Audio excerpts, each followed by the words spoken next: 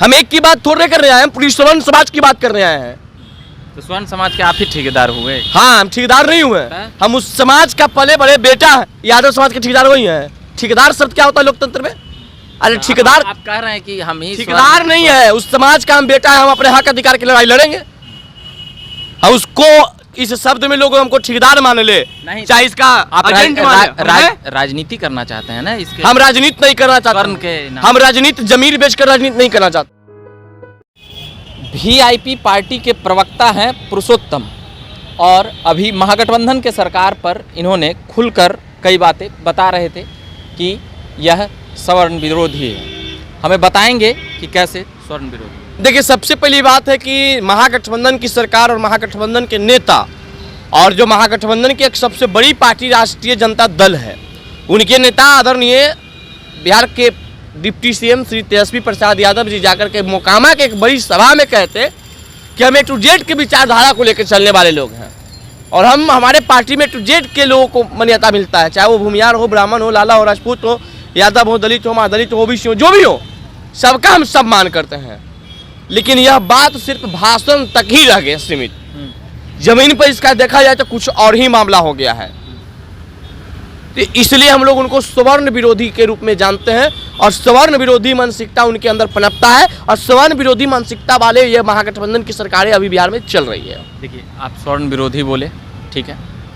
राजद ने MLC कोटे से जो सीटें दी थी, जो 3 MLC जीत कर आए, पता होगा किस जाति से होंगे? बिल्कुल। देखिए, तो फिर ये एक ललीपॉप था कि सवर्णों को अपने तरफ कैसे साधें।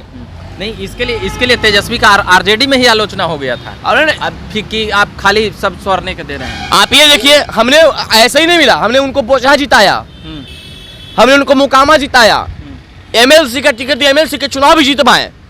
तब मोकामा में आप ही लोग के आदमी के दिए? अरे भैया, आप हमारे आदमी आके दिए, तो वो आदमिया निर्दलीय भी जीतते थे कि नहीं जीतते थे? उनका कैपेसिटी निर्दलीय जीतने का भी है, उनके लिए कोई पार्टी का थोड़े है वोट बैंक। और वहां अनंत सिंह के सामने कोई भी पार्टी रहता तो वो चुनाव हारता। तो ये देख के कोई बहुत बड़ा ये नहीं कर दिया, हमारे आस्थान नहीं कर दिए हैं। अनंत सिंह जैसा एक बड़ा चेहरा RJD के साथ जुड़ करके कहीं न कहीं इस बात को साबित कर दिया कि RJD के साथ भी A-Z की बात होगा, लेकिन छलावा हुआ सवर्णों के साथ।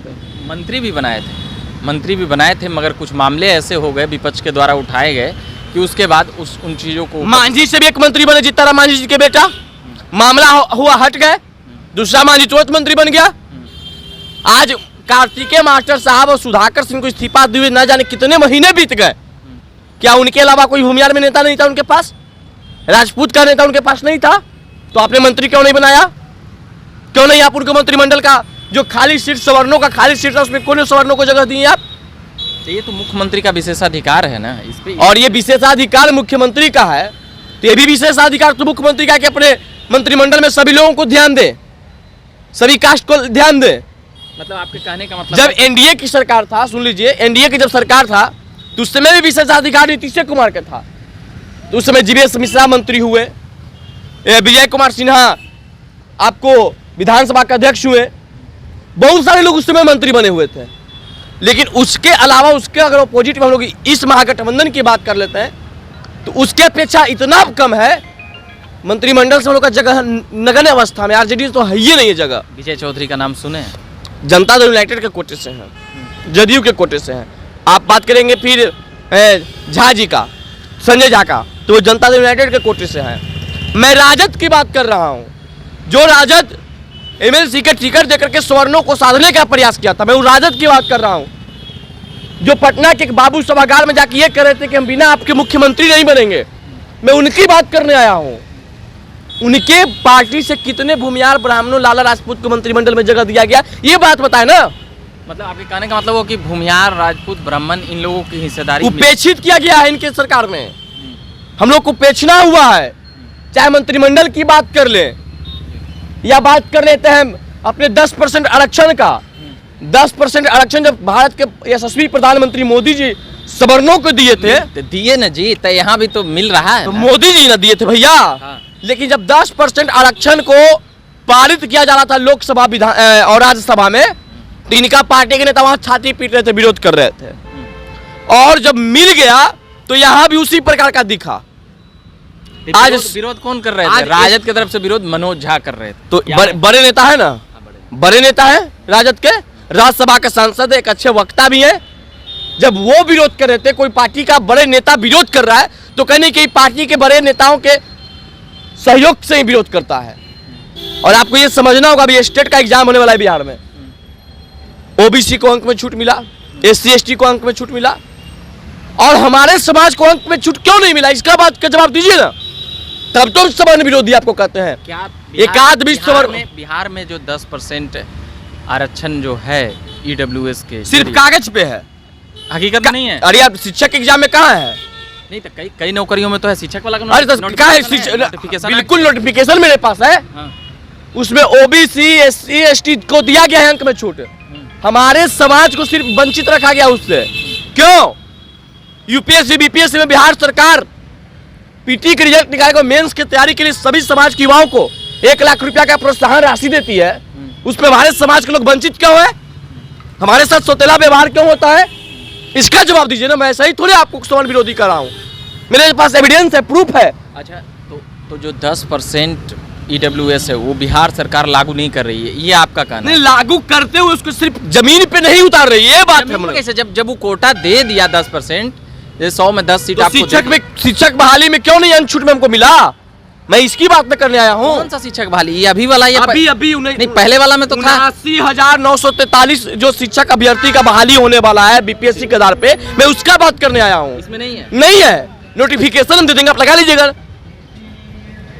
इसके लिए आपकी आपत्ति है? आपत्ति नहीं है। नोटिफिकेशन आप ये है कि आप बिहार के एक माननीय मंत्री हैं और बिहार की सरकार है, और आप बिहार में जातिवाद देखकर आपकी सरकार और आपकी मंत्रिमंडल कार्य कर रहा है, तो दुर्भाग्यपूर्ण है। इसी बिहार के कृषि मंत्री जी खुलेआम बोलते हैं मीडिया वालों को कि कृषि योजनाओं के हर योजना में 50% का आरक्षण हम देंगे। तो ये सवर्ण विरोधी मानसिकता ये अपने अंदर जो पाल के रखे हुए हैं, जो चाहते हैं कि सवर्णों को राजनीतिक रूप से कमजोर कर दिया जाए, ये चलने नहीं देंगे। क्योंकि इन्हीं लोग का नारा था कि जिसकी जितनी हिस्सेदारी उसको उतनी भागीदारी। तो क्या मेरी भागीदारी इतना कम है? नहीं तो आप लोग का तो संख्या परसेंटेज रूप से जब उसे आइएगा तो और भी कम है आप लोग। ऐसा नहीं है। भूमियार, ब्राह्मण, लाला, राजपूत मिलाकर बताइए ना कितना हम लोग की संख्या है, कितना परसेंट हम लोग हैं। हम एक की बात थोड़े कर रहे हैं, हम पूरी स्वर्ण समाज की बात कर रहे हैं।